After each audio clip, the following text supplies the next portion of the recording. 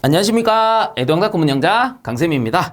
자, 이번 시간에는 2024년 2회차 에너지관리산업기사 필답형 보건문제, 자, 한번 보겠습니다. 자, 문제 1번. 다음 조건에 맞게 아래의 방열기 도시기호를 완성하시오 돼 있고요. 조건에 보니까 소요 쪽수가 20개, 방열기 형식이 5세주형, 높이가 650mm, 유입 측 광경이 25mm고요. 유출 측 광경이 20mm다. 이렇게 나와 있네요. 자, 그래서 방열기 도시기호가 있고 여기에다가 알맞게 써넣어라, 요런 뜻입니다. 그래서 요거를 해설부터 먼저 해드린다면, 이 방열기 도시기호가 이렇게 있다라고 한다면, 자, 어떻게 표시를 합니까? 자, 맨 위쪽이 뭐 있습니까? 여기 이제 쪽수가 되죠? 쪽수가 되고, 그 다음에 두 번째 칸이 여기 이제 형별 또는 형식이라 보시면 됩니다. 그래서 형별과 뭐가 들어가요? 높이가 들어가게 되죠. 방열기의 높이가 들어가게 됩니다. 자, 그리고 맨 밑에 칸이 유입 광경 곱하기 유출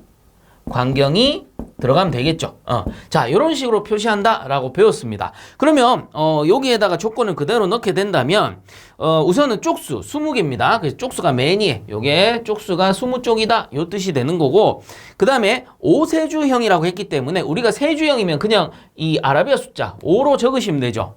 그래서 참고적으로 이 방열기, 기본적인 우리 기둥형 방열기 같은 경우에는 이렇게 나누죠. 주형 방열기가 있었고, 그리고 이번 문제에서 나오는 세주형 방열기가 있었습니다. 그래서 주형 방열기의 경우에는 2주형이 있었고 3주형이 있었어요. 그래서 기호로 쓰면 이렇게 로마 문자로 쓰게 된다라고 배웠었죠. 자, 그리고 세주형 같은 경우에는 3세주와 5세주가 있었습니다. 그래서 아라비아 숫자로 그냥 이렇게 쓰시면 됩니다. 경우에 따라서는 3C, 5C 이렇게 쓰기도 하는데 문제에서는 이렇게 잘 안 쓰죠. 그래서 우리는 아라비아 숫자 3 또는 5로 쓰게 되면 3세주, 5세주다. 그 주형 같은 경우는 2주형, 요게 3주형이다. 이렇게 나타내는 겁니다. 그래서 이번 문제에서는 5세주형이라고 했으니까 아라비아 숫자 5를 써주시면 되고요. 여기에다가 지금 방열기 높이가 이렇게 해서 650mm다 라고 표시를 한 겁니다. 자, 그리고 이제 유입 유출 광경이니까 유입이 지금 25 곱하기 유출이 20mm다, 요 뜻입니다. 그래서 요거 이제 광경은 mm로 나올 때도 있고 A로 나올 때도 있죠. 그래서 우리가 강관의 그 호칭교를 쓸 때 미리 단위는 A로 쓰기도 했었습니다. 그래서 뭐 25A 그리고 20A 이런 식으로 나올 수도 있다라는 소리입니다. 자, 그래서 이 지금 표시한 방열기의 형태를 한번 제가 그려본다면, 요 도시기호만 가지고서 우리가 어떻게 합니까? 아, 방열기가 어떤 게 설치되었는지 알 수가 있다라고 했었죠. 그래서 요거를 간단하게 한번 그려보자면, 우선은 여기 이제 형별이 5세주형이다 보니까 생긴 모양이 어때요? 이렇게 배관이 있으면 이게 하나, 둘, 셋, 넷, 다섯 하고 세주니까 한 번 더 나뉘죠. 하나, 둘, 셋, 넷, 다섯 해가지고 하나, 둘, 셋, 넷, 다섯인데 가운데 한 번 더 나누면 뭐예요? 세주형이 된다라고 배웠습니다. 자, 어쨌든 요렇게 생긴 방열기가 되겠고요. 요렇게 형태가 요렇게 생긴 겁니다. 이 방열기가 요런 식으로 설치가 될 텐데, 자, 이때 지금 20쪽이라고 했으니까 요 섹션 수가 뭡니까? 이렇게 나뉘어져 있는 섹션의 수가 땡땡땡땡 해보니까 몇 개? 20쪽이었다라는 겁니다. 그래서 20쪽 또는 20개 이렇게 생각을 하시면 돼요. 그래서 나누어져 있는 요 섹션들의 수가 20쪽이다. 이렇게 보시면 되고, 자, 높이가 650mm니까 요 방열기의 높이가 650mm다 라는 소리가 되는 거고요. 그 다음에 이쪽으로 들어가고 이쪽으로 나온다라고 치면 배관의 간격이 위쪽이 25의 유입이죠. 25mm 또는 25A 이렇게 쓰는 겁니다. 그 다음에 유출 나오는 게 20mm 또는 20A가 되는군요. 이렇게 알 수가 있다라는 겁니다. 자, 그래서 요 도시기호만 가지고 우리가 방열기의 형태까지 알 수가 있다. 자, 이렇게 정리하시면 되겠죠. 자, 그래서 1번 문제는 이렇게 정리하도록 하겠습니다. 자, 그 다음 2번 보겠습니다. 증기배관 순환계통에서 응축수가 모이는 곳이나 관 말단에 설치하여 응축수를 연속적으로 배출하는 장치의 이름을 쓰시오 라고 되어 있습니다. 자, 이거 뭡니까? 증기 트랩이죠. 그래서 이 증기 난방에 사용을 하니까 증기 트랩인데, 우리가 보일러가 있다라고 합시다. 그럼 증기 난방이니까 물을 이렇게 끓여가지고 증기를 발생을 시키겠죠. 그럼 이 증기를 어디로 보냅니까? 사용처인 방열기 쪽으로 보냅니다. 방열기. 자, 그래서 이 방열기는 실내에 설치되어 있는 라디에이터다라고 생각을 하시면 되죠. 자, 그래서 여기 이제 주증기 밸브가 탁 있다라고 하면은 증기를 발생시켜서 밸브를 싹 열어서 이렇게 증기를 보냅니다. 자, 증기를 보내게 되는데 이 증기가 방열기 내부를 이렇게 코일 형식으로 순환을 해가지고 나오는데 이때 증기의 열이 이 실내로 방열이 되면서 난방이 이루어지는 거죠. 자, 그러면 실외가 지금 겨울철이니까 실외 온도가 낮을 거란 말이에요. 증기에 비해서. 실외 온도가 낮다 보니까 열이 밖으로 빠지게 되고 그럼 증기 입장에서는 어떻게 돼요? 증기가 식어버리는 거죠. 증기가 식으면 뭘로 바뀝니까? 들어갈 때는 증기였는데 나올 때는 뭘로 바뀌죠? 물로 바뀌죠. 그래서 이런 거를 우리는 응축수라고 부릅니다. 우리 이제 배운 사람들이니까 응축수라고 하는 거예요. 물 이러면 안 됩니다. 그래서 증기가 응축되어 나오는 응축수입니다. 자, 이때 손실이 없다면 보내어진 증기가 100% 응축수로 바뀔 텐데 사실상 손실이 없는 기계장치는 없다라고 했죠. 그렇기 때문에 여기에서 응축수만 이렇게 빠져나오는 게 아니고 뭡니까? 일부 응축하지 못한 미량의 증기도 섞여 나올 수 있다라는 겁니다. 그러면 응축수에 증기가 섞여버리면 증기가 압력을 가지고 있다 보니까 증기와 응축수가 섞여 다니게 되면 어떻게 됩니까? 이 증기압에 의해서 물방울이 실려 다니다가 배관이나 기타 장치를 때리는 수격작용, 워터해머가 발생할 수 있다라는 겁니다. 자, 그래서 이러한 워터해머를 막기 위해서 어떻게 합니까? 이러한 환수 주간의 말단 쪽에다가 탁 트랩을 설치를 하죠. 그래서 이러한 트랩을 우리는 뭐랍니까? 증기 트랩이라고 부르는 겁니다. 자, 그래서 이 증기 트랩을 딱 설치를 해놓으면 어떻게 되는 겁니까? 여기 들어갈 때는 뭐예요? 응축수랑 증기가 이렇게 섞여 들어가는 겁니다. 그러면 요 이제 트랩을 별도로 딱 그려볼게요. 가장 많이 이제 이야기를 하는 플로트 트랩이다라고 했을 때 플로트 트랩 이라고 하면 요게 뭡니까? 플로트, 부자라고도 하죠. 그래서 이 플로트가 이 수위에 의해서 부력에 의해서 얘가 올라갔다 내려갔다 하는 건데, 자, 플로트가 이쪽에 있는 밸브랑 연결돼 있다라고 치고 이쪽에서 들어오는 게 응축수와 증기입니다. 그래서 응축수와 증기가 섞여 들어오게 되면 처음에는 응축수의 양이 적다라고 치면 상부에 증기가 많이 이렇게 떠 있겠죠. 자, 그럼 이 상태에서는 플로트가 이렇게 가라앉아 있다가 이 증기가 상부에 고여 있다가 이렇게 방치해 놓으면 어떻게 돼요? 딱 밸브를 잠그고 이렇게 방치해 놓으면 증기의 열량이 밖으로 이렇게 방열이 됩니다. 그 위에 있던 증기가 점점 어떻게 돼요? 응축수로 바뀌는 거죠. 그렇게 해가지고 응축수로 바뀌어서 응축수의 양이 이렇게 늘어나게 되면은 요 플로트가 어떻게 되는 거죠? 위쪽으로 이렇게 쫙 떠오르면서 밸브를 딱 열어버리는 거예요. 그러면 응축수의 양이 이렇게 많아진 상태에서 밸브를 딱 열어주게 되면 이쪽에서 나오는 거는 다 뭡니까? 응축수 상태로만 배출이 된다라는 거죠. 그래서 여기에 들어올 때는 응축수와 증기였지만 여기서 나올 때는 뭘로 바뀌는 겁니까? 모두 응축수 상태로 배출이 이루어진다라는 겁니다. 그래서 응축수 상태로 이제 배출을 함으로써 수격작용도 방지할 수 있고 그리고 일부 열 손실도 방지할 수 있는 겁니다. 자, 그래서 이럴 때 사용하는 게 뭡니까? 증기 트랩이다라는 거겠죠. 자, 그러므로 2번 문제 다시 한번 읽어보자면 증기배관 순환계통에서 응축수가 모이는 곳이나 관 말단에 설치하여 응축수를 연속적으로 배출하는 장치의 이름을 쓰시오 라고 한다면 응축수를 배출한다 하면 뭡니까? 증기 트랩입니다. 그리고 이 증기 트랩이라는 것은 다시 한번 말씀을 드리지만 증기 난방에 쓰는 겁니다.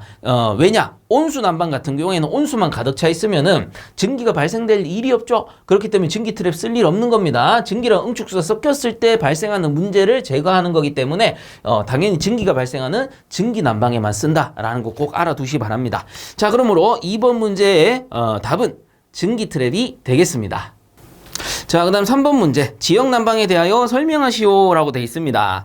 자, 그래서 지역난방 뭔지 간단하게 알아본다면 뭐 이론 시간 때 하긴 했습니다만은 자, 요걸 쉽게 한번 생각을 해본다면 우리 지역에 있는 각 지역에 있는 지역난방 공사라는 업체를 생각하면 쉽다라고 했어요. 그래서 이러한 대규모 업체에다가 엄청나게 큰 대용량 보일러를 여러 대 설치해요.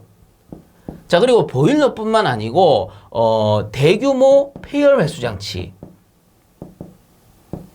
그리고 우리가 대기 오염을 막기 위해서 대기 오염 저감기 이런 것도 설치할 수 있고, 그리고 뭐 그 외에도 집진 장치도 대규모로 설치할 수 있죠. 집진 장치 등을 설치를 하는데 뭐 엄밀히 따지면 대기오염 저감기에 집진장치도 포함이 될 수는 있습니다. 어쨌든 이러한 대규모 업체에서 뭐를 생산합니까? 이 보일러를 딱 가동을 해가지고 고온, 고압의 증기 또는 온수를 생산을 하는 거죠. 그러면 이 대규모 보일러에서 증기 또는 온수를 딱 생산해가지고 어디로 보냅니까? 각 지역에다가 보내게 된다라는 겁니다. 각각의 지역으로 보내요. 그래서 지역이라고 했을 때 뭐 1번, 2번, 3번 지역으로 보내는데 이 중에 첫 번째 지역은 아파트 단지다. 아파트 단지로 가고요. 그 다음에 뭐 지역 2번 같은 경우는 주택 단지로 가고요. 그리고 지역 3번 같은 경우는 산업 단지로 가더라. 뭐 이런 식으로 나누어 설명을 할 수가 있습니다. 그래서 여기서 한 곳의 대규모 업체에서 대규모 보일러를 모아가지고 난방을 집중적으로 하는 거죠. 그래서 집중적으로 딱 해가지고 원하는 지역으로 각각 보내어주는 형식의 난방을 지역 난방이라고 하는 겁니다. 그러면 해설해 보시면 제가 지역 난방의 장단점을 설명을 해뒀는데 요거를 같이 한번 살펴보고 최종적으로 정리를 한번 해볼게요. 자, 그러면 지역 난방의 장점부터 우선 보면 첫 번째, 대규모 설비로 인한 우수한 장치의 확보로 열 설비의 고효율화 그리고 대기오염의 방지 효과를 얻을 수 있다라는 거죠. 그래서 대규모 보일러를 한 곳에 모아놨고요. 그로 인해 설비의 효율을 높일 수가 있고 대기오염 저감기, 집진장치를 대규모로 설치를 하니까 대기오염을 방지할 수가 있다라는 겁니다. 그 다음 두 번째 보시면 한 곳에 집중적으로 설비함으로 건물 공간을 유효하게 사용할 수 있다. 그래서 이 한 곳에다가 보일러를 모아서 고압 증기, 고온고압의 증기 또는 온수를 각 지역에 보내니까 지역에 있는 예를 들어 아파트 단지예요. 그럼 아파트 단지에서는 별도로 보일러가 없더라도 고온고압 증기를 바로 받아서 이 열교환기만 있으면 충분히 난방을 할 수가 있다라는 거죠. 그렇기 때문에 한 곳에 집중적으로 여기에다가 설비를 하니까 그 외에 뭡니까? 아파트나 주택 이러한 건물 공간을 유효하게 쓸 수가 있다라는 겁니다. 자, 그다음 세 번째 보시면 폐열 회수 및 쓰레기 소각 등으로 연료비를 절감할 수 있다. 그래서 폐열 회수 장치도 대규모로 설치를 할 수가 있고요. 그 외에 소각로를 설치해서 쓰레기를 태워서 그 열을 이용할 수도 있는 겁니다. 그로 인해 연료비를 절감하고 효율화도 좀 더 높일 수가 있는 거죠. 그 다음 네 번째, 작업 인원의 절감으로 인건비를 절약할 수 있다. 그래서 각 지역에 뭐 아파트 단지, 주택 단지, 산업 단지에 관리 인원이 없더라도 여기서 한 번에 관리를 하니까 어떻게 돼요? 인력을 많이 줄일 수가 있고 그로 인해서 인건비를 어떻게 많이 절약할 수가 있는 거죠. 그 다음에 5번에 보시면 고압의 증기 및 고온수이므로 관지름을 적게 할 수 있다. 그래서 고온고압의 증기 또는 온수다 보니까 관의 직경을 좀 작게 설치해야 되죠. 그래야지 고압에 견디는 힘이 좋은 거고 그로 인해서 어때요? 아무래도 배관의 설치비는 조금 줄어들 수가 있을 겁니다. 근데 워낙 이게 대규모 설비다 보니까 초기 설치비는 비싸요. 자, 어쨌든 간에 고압의 증기 및 고온수이므로 관지름을 적게 할 수 있는 장점이 있다라는 것입니다.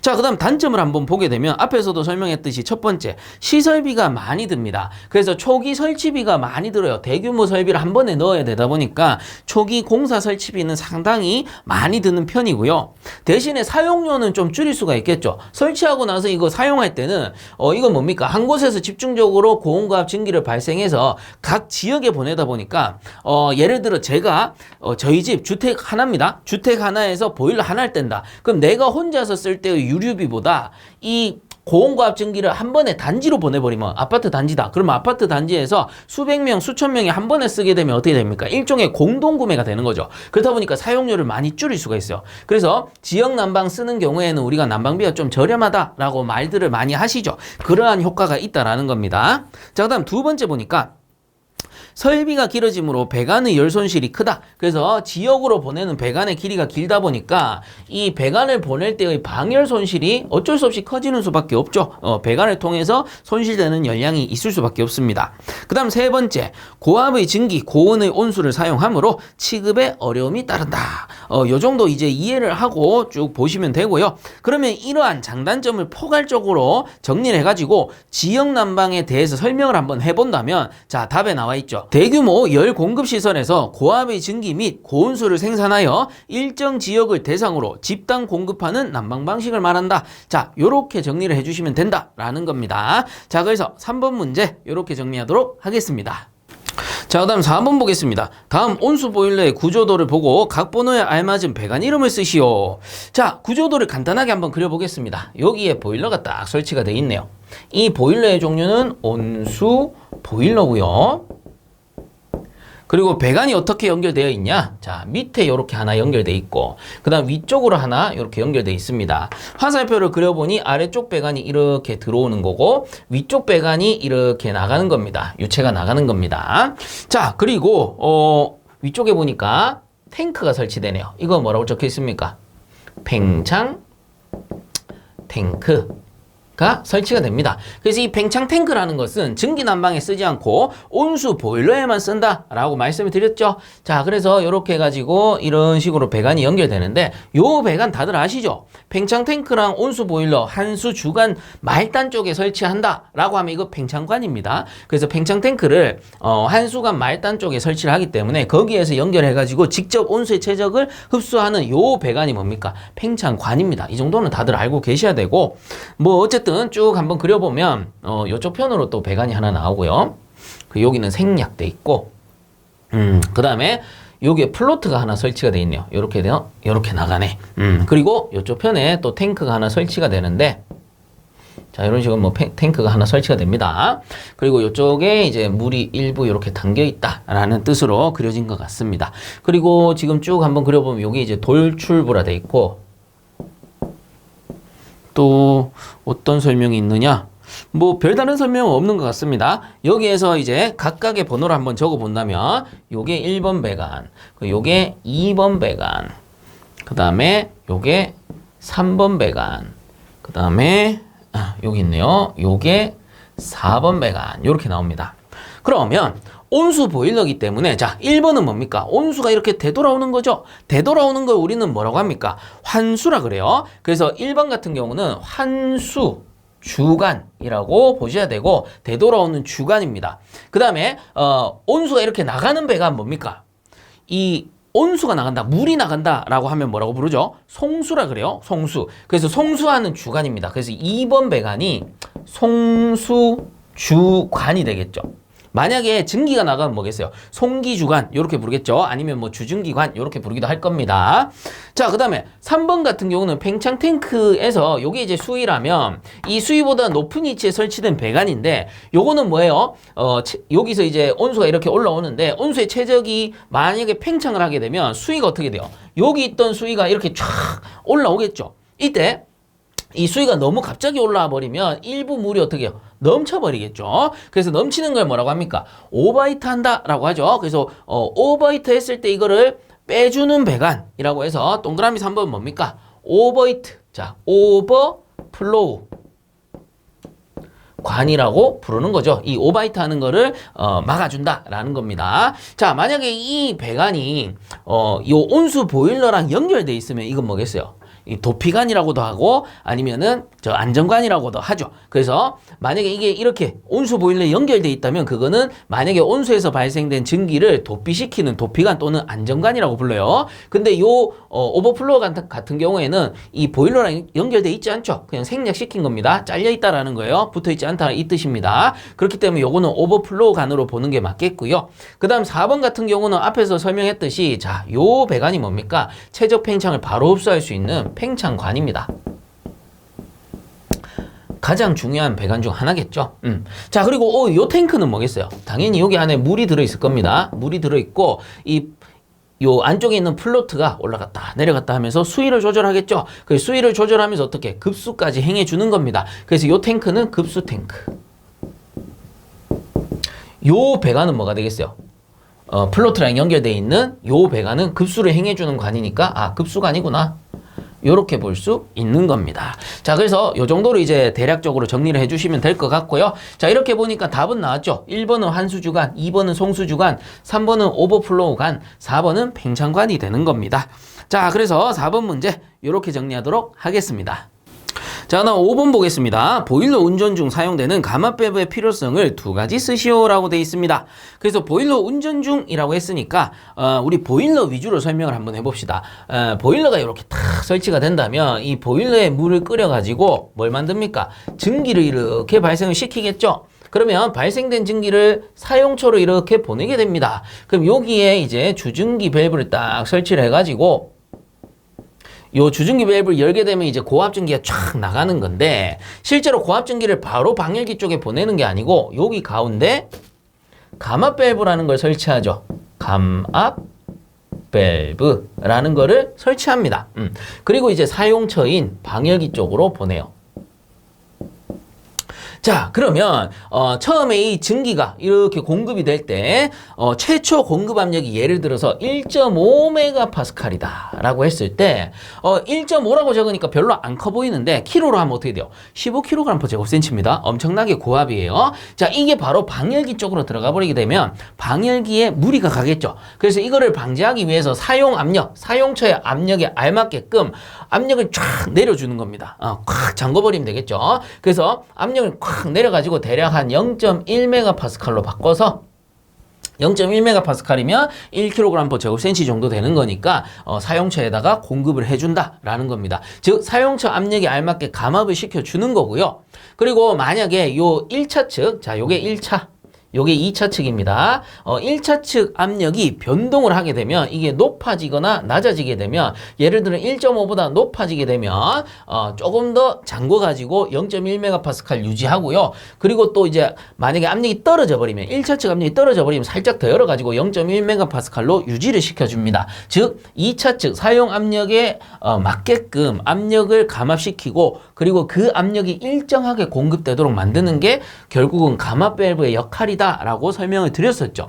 그래서 이거 보일러로 설명하면 이렇게 되고 좀 더 쉽게 설명하면 제가 가스레인지 생각하시면 된다 했어요. 그래서 가스레인지 쓸 때 예를 들어 정압기가 있다 라고 했을 때 여기 1차 측 여기 2차 측입니다. 1차 2차라고 한다면 1차 측에서 도시가스를 보냈어요. 이 도시가스 압력이 똑같이 합시다. 1.5메가파스칼이었습니다. 근데 이 사용하고자 하는 게 뭐냐면은 가스레인지입니다. 가스레인지인데 요게 15kg/제곱센치로 확 들어가 버리면 불이 빡 이렇게 튀겠죠. 그래서 불도 안 붙습니다. 이 압력이 너무 세 버리면. 그래서 사용처 압력에 알맞게 0.1메가파스칼로 감압을 시키고요. 그리고 이쪽에 압력이 오르든 낮든 이걸 잠궜다 열었다 하면서 사용처 압력이 변하지 않게끔 유지를 시켜주게 되면 우리가 가스레인지 키면 어때요? 일정한 압력으로 불이 이렇게 형성이 된다라는 겁니다. 만약에 사용처 압력이 달라지면 어떻게 돼요? 불이 커졌다, 작아졌다, 커졌다, 작아졌다, 막 꺼졌다가 퍽퍽 튀었다가 이러는 거예요. 자, 이럴 때 쓰는 것들이 전부 다 뭡니까? 뭐 이 도시가스 쓰면 정압기라 부르고 예를 들어 LPG를 쓰면 요런 걸 이제 조정기라 불러요. 조금 용량이 작은 거 조정기라 부르는데 얘들이 다 뭐예요? 엄밀히 따지면 전부 감압 밸브에 속하는 거죠. 그래서 감압 밸브의 구조를 가졌다라는 겁니다. 그래서 그냥 감압 밸브에 속한다 이렇게 알아두셔도 크게 문제는 없는데 뭐 어쨌든 이번 문제에서는 보일러 위주로 설명하라 했습니다. 보일러 위주로 설명을 하라 했기 때문에 보일러 운전 중이라는 말이 들어갔죠. 자, 그래서 답에 딱 보시면 두 가지 설명했을 때 첫 번째, 고압증기를 저압증기 사용 압력으로 감압할 수 있다 라는 겁니다. 즉 고압을 사용처 압력에 맞게 감압을 시키는 게 첫 번째. 그 다음 두 번째는 항상 부하측을 일정 압력으로 유지할 수 있다 라는 겁니다. 부하측이면 사용처가 되는 거죠. 사용처 압력을 일정하게 유지시키는 기능도 있다 라는 겁니다. 그래서 주된 기능이 요 두 가지가 된다라고 보시면 되고요. 그 외에 뭐 이제 설치 목적을 보자면 해설에도 있습니다만은 해설의 설치 목적 3번에 보면 고압증기와 저압증기를 동시에 사용하는 방법도 있다라는 거죠. 그래서 이제 구조에 따라서는 고저압을 나눠서 사용하기도 하는데 그럴 수도 있겠구나 이렇게 알아두시면 되고 주된 역할은 뭐다? 감압시키고 일정하게 유지하는 거다 이렇게 알아두면 됩니다. 그리고 혹시나 또 이후에 이런 문제가 또 나올 수 있습니다. 해설에 보면 나오는데 감압 밸브를 작동 방법에 따라 분류할 수 있어요.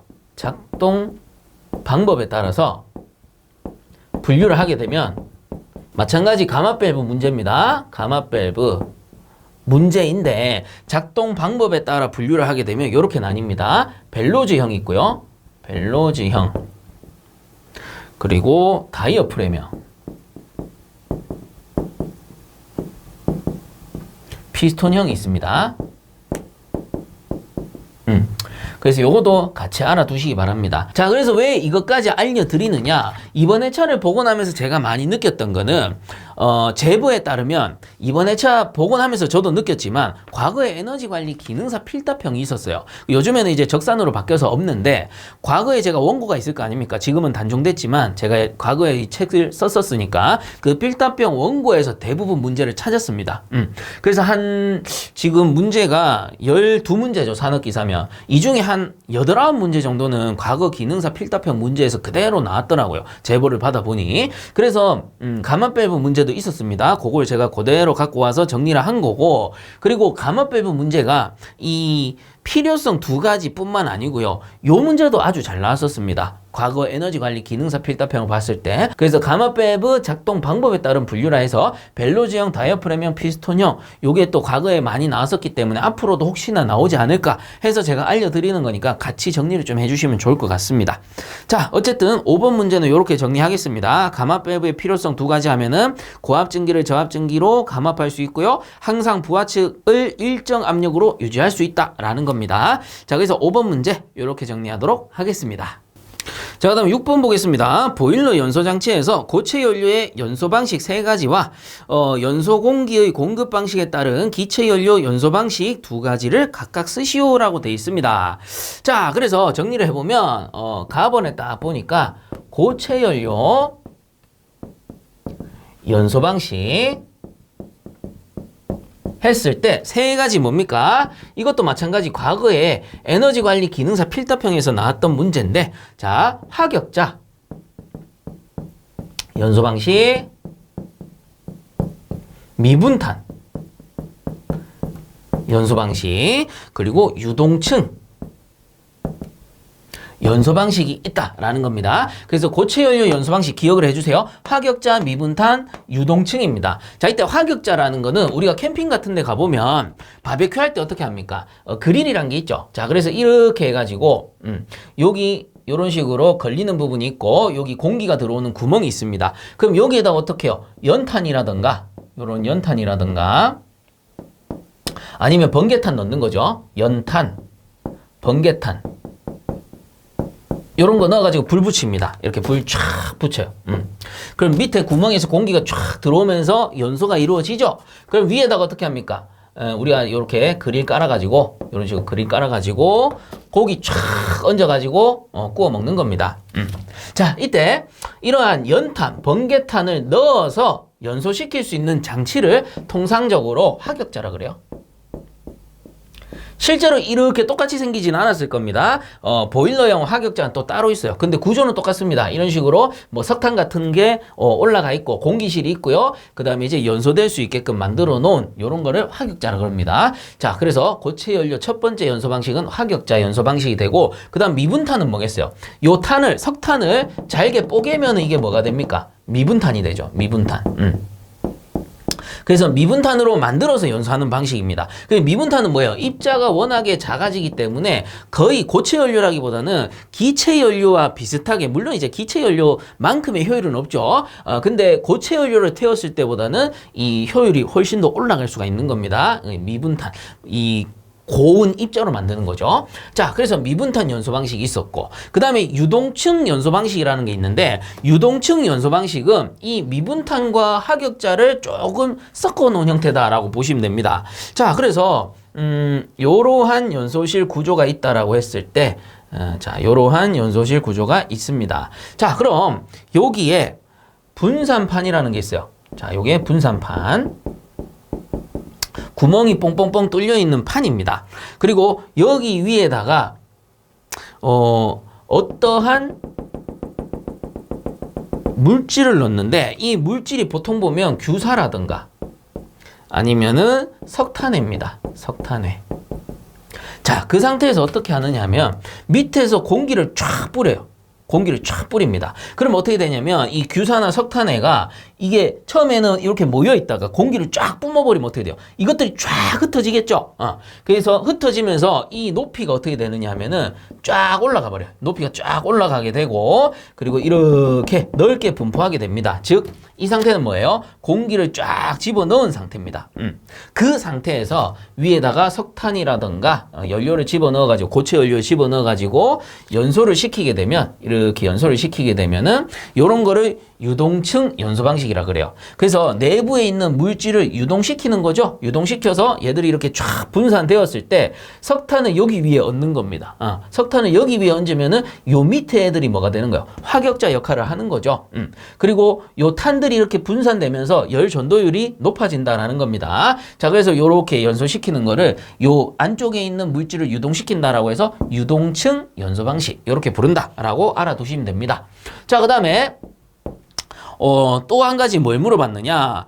연소 공기의 공급 방식에 따른 기체 연료의 연소 방식. 자, 기체 연료 연소 방식인데요. 기체 연료. 연소 공기 공급 방식에 따라서 물어봤기 때문에 자, 두 가지 뭡니까? 확산 아니면 예혼합이죠. 그래서 확산 연소 방식 또는 예혼합 연소 방식이 되는 겁니다. 확산 연소 방식은 뭐예요? 이 연소실 내부로 연료를 이렇게 쫙 분산을 시키게 되면 연소실 내부에 있는 공기랑 혼합하면서 연소하는 형태입니다. 근데 예혼합은 뭐예요? 연소실 내부에 연료를 분사하기 전에 미리 요 밖에서 공기랑 혼합해서 예혼합하는 거죠. 예혼합해서 연소실에 분산을 시켜주는 방식이 예혼합 방식이 되는 겁니다. 그래서 기체 연료 연소 방식인데 공기 공급 방식에 따라서 라고 했기 때문에 확산 연소, 예혼합 연소 이렇게 정리할 수가 있는 겁니다. 자, 그래서 6번 문제 이렇게 정리하도록 하겠습니다. 자, 다음 7번 보겠습니다. 프로판 1km몰 연소 시 이론산소량과 탄산가스 발생량을 노말미터 3승으로 계산하시오. 단 프로판의 완전 연소 반응식은 다음과 같다라고 했는데요.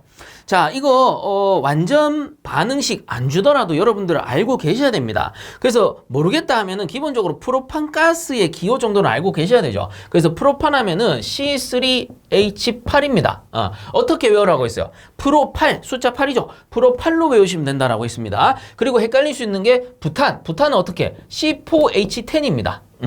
그래서 10, 부텐이죠. 부텐. 그래서 이런 식으로 외우시면 됩니다. 프로8, 부텐 이렇게 외워서 프로판과 부탄 정도는 여러분들 꼭 알고 계시고요. 메탄도 당연히 알아야 되죠. CH4. 이거는 모르면 안 됩니다. 우리 에너지 공부했다 하면은 기본적인 화학식 정도는 몇 가지 좀 알고 계셔야 되죠. 그럼 얘들이 연소를 하면은 결국 뭡니까? 산화 반응하는 거잖아요. 산소와 화합해서 타는 게 우리는 연소라고 부르죠. 그러면 이 산소랑 화합하게 되면 어떻게 됩니까? 이 탄화수소의 그 물질 같은 경우는 전부 뭐예요? CO2와 H2O가 발생한다 라고 했죠. 그 완전 연소하려면 어떻게 해요? 앞에 있는 분자량과 뒤에 있는 분자량을 맞추면 된다라고 했습니다. 자, 그러면 앞에 봅시다. C가 3개입니다. 그럼 여기 보니까 C가 3개 붙으면 되고, 그 다음에 H가 8개입니다. 그럼 H 여기 있으니까 2가 붙어 있으니까 요게 4가 들어가면 되죠. 그럼 4, 2, 8이 되는 겁니다. 그럼 산소량 계산해보자. 3, 2, 여기 6이고 요게 1개, 4개니까 1 곱하기 4 하면 4개입니다. 그럼 2개 더하면 10개죠? 그럼 여기 앞에 보니까 O2가 있으니까 여기 5가 들어가면 뭡니까? 10개가 되겠죠. 5, 20 해가지고. 그러면 앞쪽에 있는 분자량과 뒤쪽에 있는 분자량이 다 같아지는 거니까 완전 반응식이 된다라는 겁니다. 그리고 조건에는 보니까 더하기 발열량이 24370 해가지고 킬로칼로리 퍼 노말미터에 3승이다 라고 줬는데 뭐 이것까지 아실 필요는 없어요. 보통 보면 이거 문제에서 주기도 하니까. 그리고 이거 가지고 푸는 경우는 잘 없긴 합니다. 이게 뭐냐면은 뭐 따로 이게 구해낸 게 아니고 우리 학자들이 연구를 해보니까 발열량이 프로판이 1 노말 세제곱미터 탈 때 요만큼의 킬로칼로리가 발생하더라라는 거를 발견해낸 거죠. 그래서 그렇구나 하시면 되는 거고. 자, 우리가 필요한 건 앞에 있는 요 값들입니다. 자, 그러면 요대로 두고 이제 조건이 중요한 겁니다. 조건이 뭡니까? 지금 프로판이 1km몰 연소할 때 이 이론산소량과 탄산가스량을 노말미터 3승으로 구해라라는 겁니다. 즉, 얘가 1km몰 탈 때 몇 노말미터 3승이 필요하냐? 이걸 물어본 겁니다. 뭐가? 이론산소와 탄산가스가.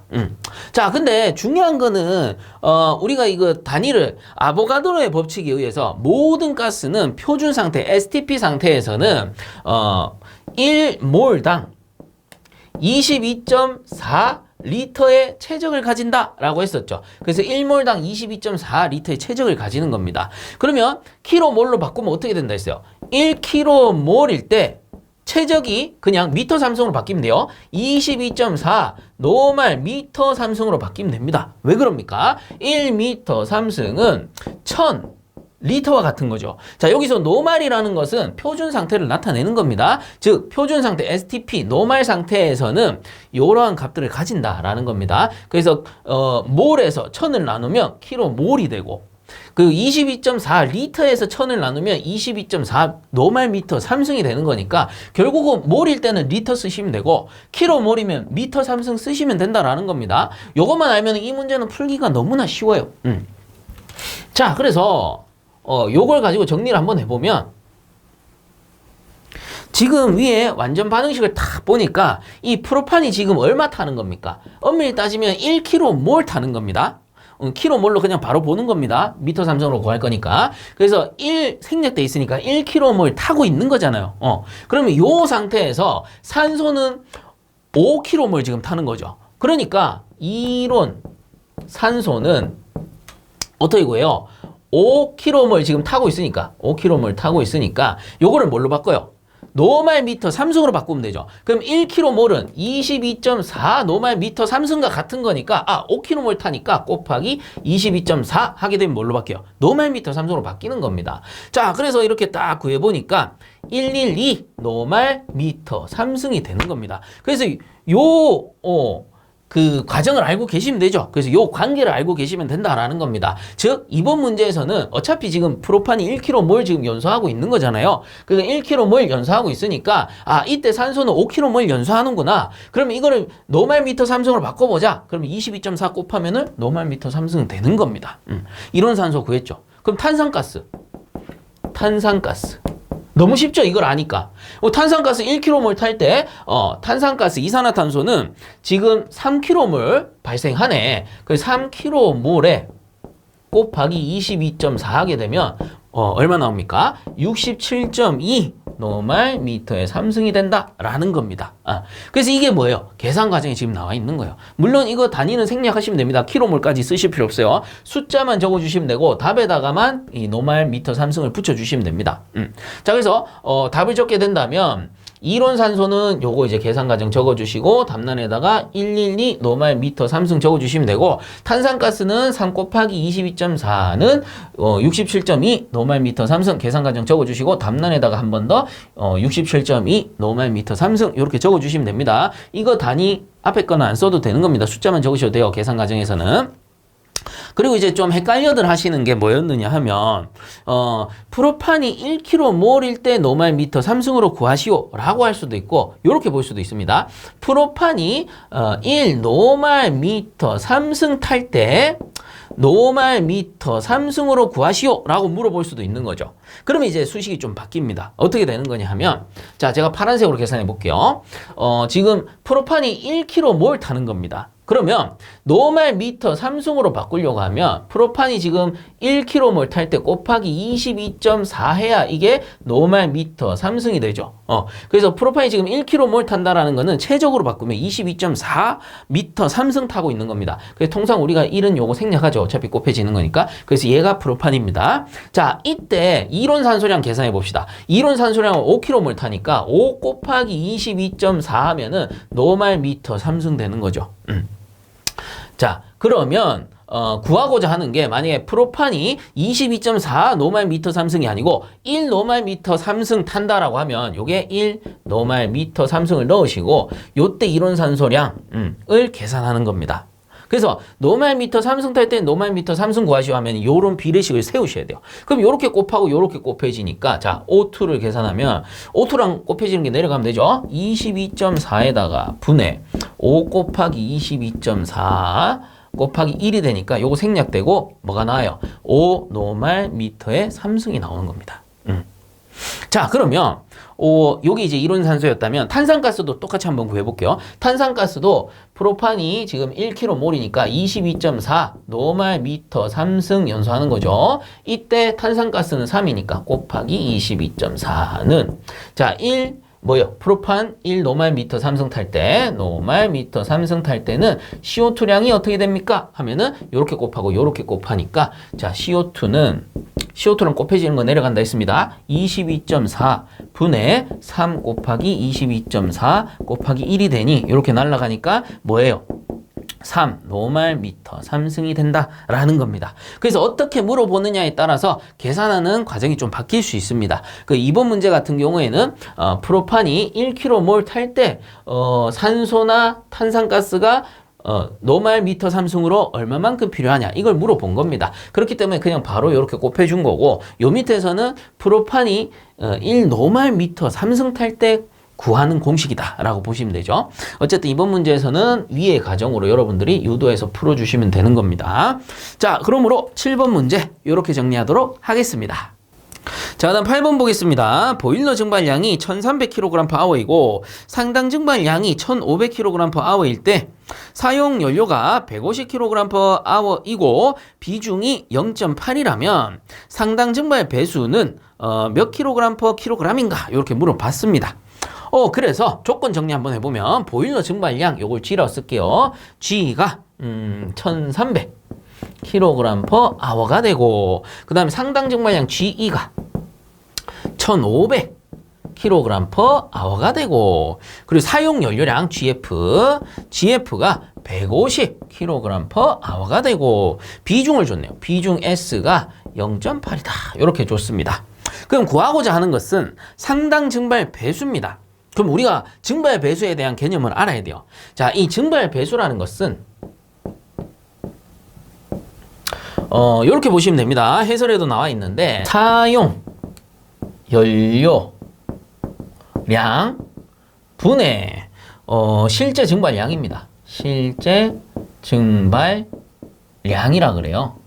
그래서 이걸 단위로 쓰게 되면 사용 연료량도 킬로그램이고 실제 증발량도 킬로그램입니다. 근데 엄밀히 따지면 뒤에 있는 거는 단위 킬로그램이니까 이 말은 증발 배수라는 것은 이 사용 연료 1kg이 탈 때 전기가 몇 킬로그램 발생되느냐 이거를 바로 증발 배수라 그러는 거죠. 사용 연료 1kg당 실제 증발량으로 볼 수 있는 거니까. 근데 이번 문제에서는 뭘 물어봤느냐 하면은 그냥 증발 배수가 아니고 상당 증발 배수를 물어봤습니다. 그래서 그냥 일반 증발 배수로 하면 실제 증발량 넣으면 되는데 자, 상당 증발 배수라고 한다면 그 일반 그 실제 증발량이 들어가면 안 되고요. 위에 뭐가 들어가요? 상당 증발 량이 들어가면 됩니다.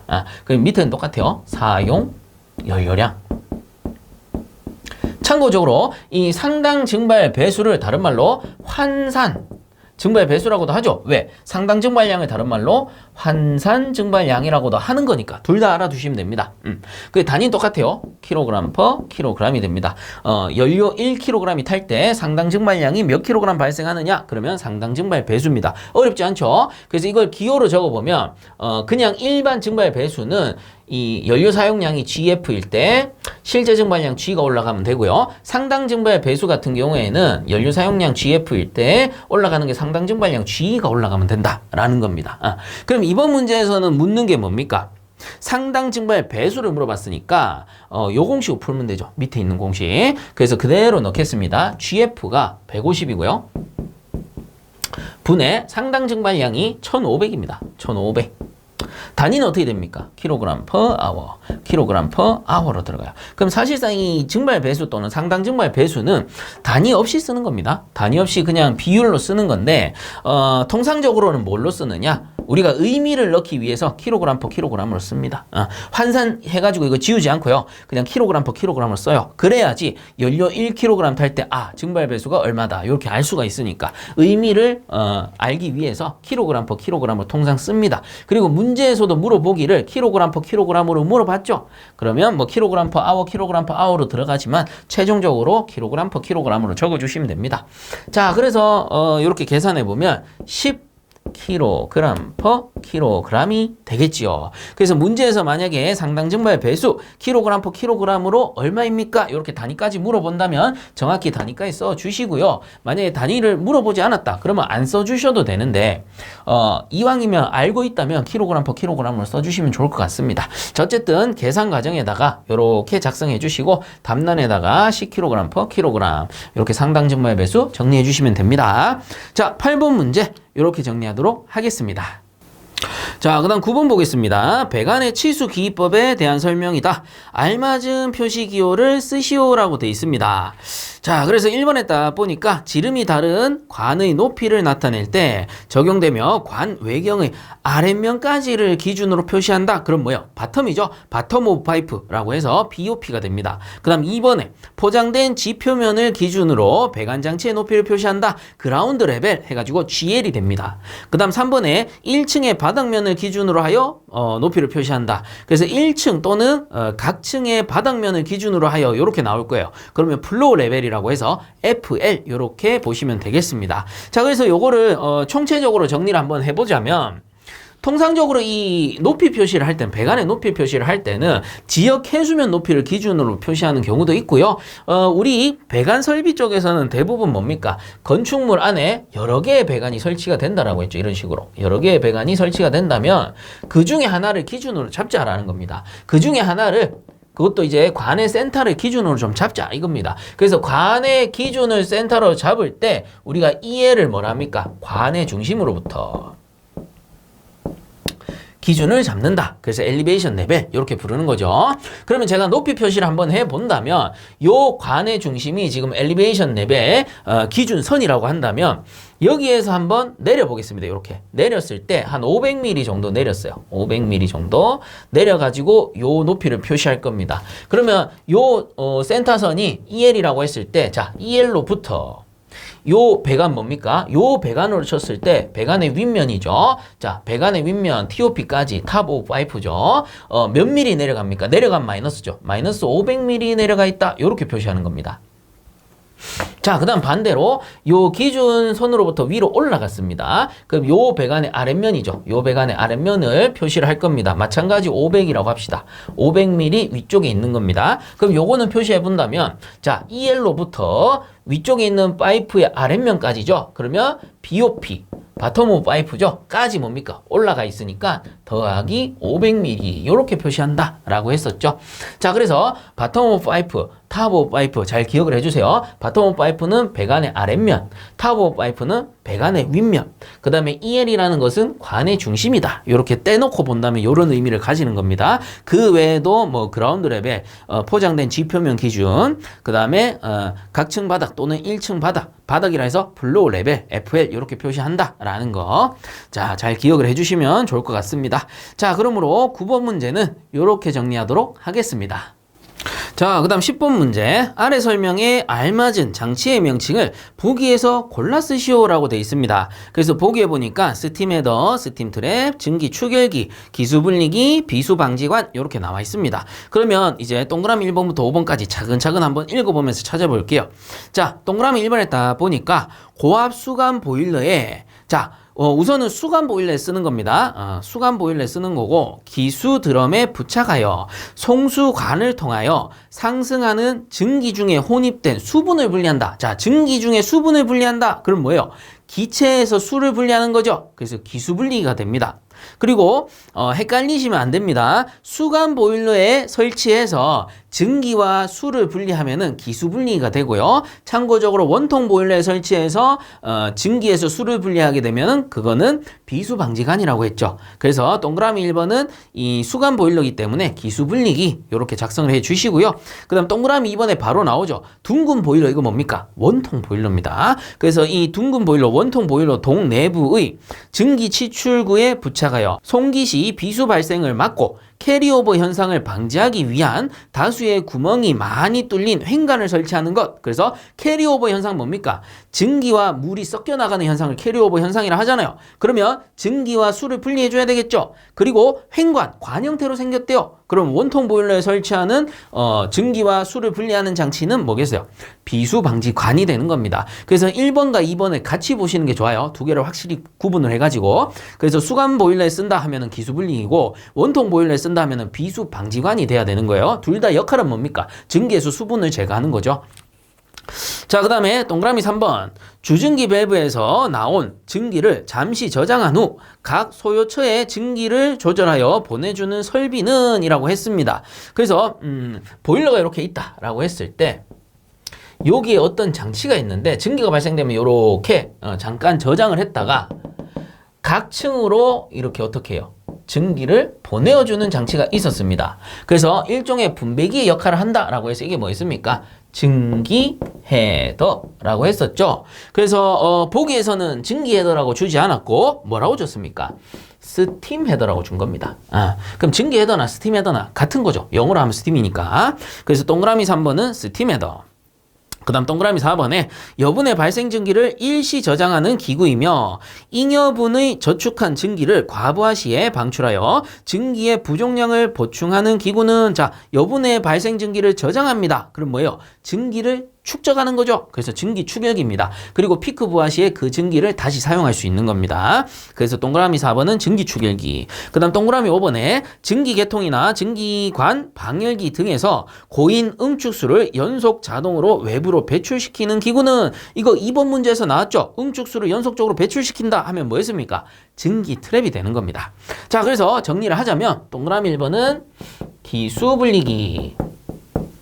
자, 요거는 수관 보일러에 쓰는 거고요. 그럼 동그라미 2번은 비수방지관. 비수방지관.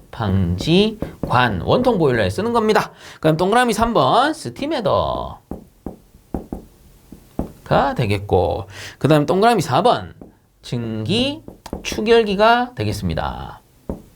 그 다음 동그라미 5번은 증기 트랩인데 요거 이제 보기에서는 뭐라 돼 있습니까? 증기 트랩이라 나오지 않았고 스팀 트랩이라 나왔네요. 그래서 스팀 트랩으로 씁니다. 스팀 트랩. 그래서 보기에서 줬다면 보기에서 준 대로 써야 됩니다. 스팀 트랩이 뭡니까? 증기 트랩이죠. 그리고 스팀 헤더 뭡니까? 이거 증기 헤더라 합니다. 요 정도는 다들 알고 계셔라 라는 겁니다. 그래서 그냥 명칭만 이렇게 영어로 바꾼 것 뿐입니다. 헷갈려들 하지 마시고 만약에 보기에서 스팀 헤더, 스팀 트랩으로 줬으면 그대로 쓰셔야 되고 만약에 증기 헤더, 증기 트랩으로 주면 또 마찬가지 그대로 써야 되는 겁니다. 그래서 이번 문제에서는 보기에서 줬기 때문에 가급적 요렇게 쓰지 말고 준 대로 써라 라는 겁니다. 그래서 요렇게 정리해 주시면 됩니다. 자, 그러므로 10번 문제 요렇게 정리하도록 하겠습니다. 자, 그 다음 11번 보겠습니다. 내부 압력이 0.2MPa인 온수 급탕 탱크에 증기를 분사하여 2500kg/h의 물을 20도씨에서 60도씨로 가열하고자 한다. 이때 필요한 증기량은 몇 kg/h인가? 단 증기의 잠열은 2163kJ/kg이고 물의 비열은 4.19kJ/kg 도시다. 이렇게 줬네요. 그럼 조건 정리 한번 해보면 자, 그림으로 제가 바로 설명을 드릴게요. 자, 이러한 온수 급탕 탱크가 있습니다. 그럼 여기에다가 물이 딱 들었는데 물의 양이 기호로 제가 물이니까 GW라고 적을게요. G 워터라고 해서 그래서 이 GW의 양이 2500kg/h였다라는 겁니다. 자, 이때 처음에 온도가 자, 요게 낮은 거에 T2라고 할게요. T2가 20도씨였습니다. 물의 온도가. 자, 여기에다가 어떻게 합니까? 증기를 쫙 불어넣어요. 그래서 증기를 불어넣는데 얼만큼 넣었는지 GS 스팀입니다. 증기의 양은 몰라요. 몇 kg/h인지 몰라요. 이걸 구하라. 요런 뜻이죠. 그래서 이걸 쫙 불어넣으니까 이 20도씨 물이 어떻게 가열이 되겠죠. 그러니까 T1이 생기는데 몇 도씨까지 가열했냐? 60도씨까지 가열을 했다라는 겁니다. 즉 뜨거운 증기를 불어넣어서 이 물을 가열을 한 겁니다. 그렇게 이제 급탕을 한 거죠. 이때 이제 뭐 탱크 내부 압력은 0.2MPa이었다. 이 뜻인데 나머지 조건도 정리를 한번 해볼게요. 물의 비열 줬으니까 자, 요 물이 가진 비열의 양이 4.19kJ/kg의 도시였다라는 것이고 그 다음에 증기의 잠열 줬습니다. 당연히 증기 이제 불어넣을 때 열량, 잠열이 존재하겠죠. 그래서 잠열 R이라고 했을 때 이게 2163kJ/kg이었다. 이 뜻입니다. 이 엔탈피의 단위와 같은 거죠. 잠열은. 자, 그러면 요걸 이용해서 뭘 구합니까? GS를 구해야 되는 겁니다. 그러면 이 같은 용기 안에다가 증기를 불어 넣었을 때 두 개가 혼합이 될 거 아닙니까? 혼합이 되면 결국은 어떻게 돼요? 두 개가 열적 평형 상태가 되겠죠. 그럼 둘 다 열적 평형 상태를 이뤘다라고 했을 때 자, 물의 열량을 Q1 증기의 열량을 Q2라고 한다면 열적 평형을 이루면 어떻게 되는 겁니까? 자, Q1의 열량과 Q2의 열량이 같아져야 된다라는 겁니다. 즉 열적 평형으로 조건을 두고 푸셔야 되는 겁니다. 그럼 Q1은 이제 물에 대한 건데 물에 대한 조건을 딱 보니까 GC 델타 T가 있죠. 그러니까 Q1은 어떻게 구해요? GC 델타 T로 푸시면 됩니다. 자, 이때 G라는 게 제가 GW라고 표시를 했습니다. 구분하기 위해서. 그리고 Q2는 어떻게 구해요? 자, GS 구해야 되는데 여기 R 있잖아요. 그럼 GR로 어떻게? 증기의 잠열을 구할 수가 있죠. 그래서 증기의 잠열량을 구할 수 있습니다. 즉, 이 잠열량 GS의 R, GR 한 값은 요 물의 현열량 GC 델타 T랑 열적 평형을 이뤘으니까 같다라는 겁니다. 자, 그럼 여기에서 이제 구하고자 하는 것이 이 증기의 양 GS입니다. 그래서 요 GS를 구해내 보면은 이 양 하면 되죠. 자, GS라는 것은 R이 내려가면 되니까 R분의 GW의 C의 델타 T가 되는 겁니다. 그럼 이제 다 구한 거예요. 자, 그대로 넣습니다. R의 값이 2163이죠. 2163 분의 GW가 2500입니다. 2500 곱하기 비열 4.19 줬죠. 4.19. 문제에서 줬으면 그대로 넣는 겁니다. 그 다음 곱하기 온도차 높은 거에서 낮은 거. 60에서 20이죠. 그래서 60 빼기 20. 자, 요렇게 하면 됩니다. 자, 그래서 요렇게 이제 계산을 한번 해보게 되면 193.712 나오네요. 193.712 나오는데, 자, 별말 없으면 우리 세 번째 자리에서 반올림하면 되죠. 그래서 193.71. 요게 단위가 kg/h가 나옵니다. 그래서 하는 김에 단위 환산 한번 해드리면, 자, 2500 요게 kg/h가 되고, 자, 4.19가 kJ/kg의 도시가 되죠. 비열이니까. 그러니까 온도차 도시가 되고, 그럼 요렇게 지워지고 요렇게 지워지니까 kJ/h 남습니다. 근데 밑에가 뭐예요? 자멸이니까 kJ/kg이 들어가니 kJ 날아가고 kg이 역수치에 이렇게 올라가면서 kg/h 나오는 겁니다. 최종 단위 kg/h 나오는 거죠. 그래서 여러분들 그 계산 과정 쓰실 때는 이 단위까지 쓰실 필요는 없고요. 계산 과정 숫자만 요렇게 작성을 해 주시고 마지막 답에만 요거 단위 붙어 있으면 됩니다. 자, 그래서 계산 과정 작성하시고 답란에다가 193.71 kg/h 요렇게 작성해 주시면 되겠습니다. 자, 11번 문제 요렇게 정리하도록 하겠습니다. 자, 그 다음 12번 보겠습니다. 아래 지문을 보고 각각 알맞은 장치의 명칭을 쓰시오라고 되어 있습니다. 자, 동그라미 1번부터 보면 배관에 걸리는 하중을 위에서 걸어당겨 지지하는 장치라고 했을 때 우리가 실이 이렇게 있을 때 배관을 지지할 건데요. 천장에다가 배관을 이런 식으로 해가지고 매달아서 지지하는 장치가 있었죠. 그래서 옷걸이 생각하시면 됩니다. 행거라 그러죠. 그래서 배관을 천장에 매달아 지지한다. 그러면 요거는 행거가 되고요. 그 다음에 동그라미 2번 보니까 배관에 걸리는 하중을 아래에서 위로 떠받쳐 지지하는 장치. 그래서 밑에서 바닥에서 이렇게 떠받쳐서 배관을 지지한다. 그러면 우리가 뭐라 불렀어요? 서포트라고 불렀었죠. 자, 그래서 동그라미 2번은 서포트. 그 다음 3번에 열팽창에 의한 배관의 운동을 구속 또는 제한하여 지지하는 장치. 즉 열팽창이 발생했을 때 지지하는 장치 하면은 리스트레인트라고 했습니다. 그래서 열팽창에 의한 배관의 운동을 구속하고 또는 제한하는 지지 장치 하면 리스트레인트 이렇게 알아둡니다. 자, 그래서 정리해보면 동그라미 1번이 행거가 되고 그 다음 동그라미 2번이 서포트가 되고 그리고 열팽창에 의한 배관의 운동 구속 또는 제한하는 장치 했을 때 리스트레인트 라고 했었습니다. 그리고 이것과 같이 이 배관 지지 장치 잘 나오는 문제 중에 이런 게 또 있죠.